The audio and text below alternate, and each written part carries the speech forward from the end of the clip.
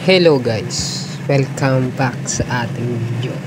Dito guys, habang naglalakad-lakad ako, may napansin akong kotse rito guys. I-istilin natin yan, tignan natin kung bukas. Actually bukas na, syempre itataas na natin yan guys. Sa atin na to guys, dadalhin na natin to sa football field. Doon natin itatago to guys.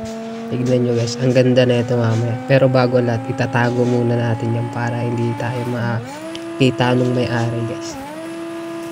Nalaglag tayo sa ilog guys. Sobrang bilis guys. Guys, napakaganda nila, mabilis pa.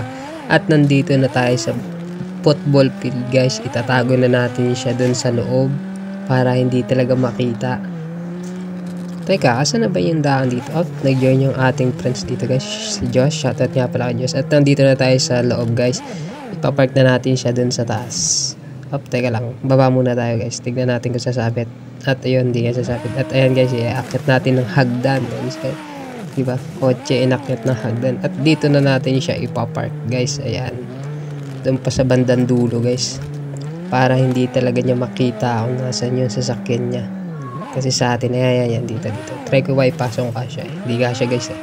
Sige, bababa na tayo. Ayan guys, tignan nyo. Diba, napakaangas ng sasakyan. Naka-carbon pa.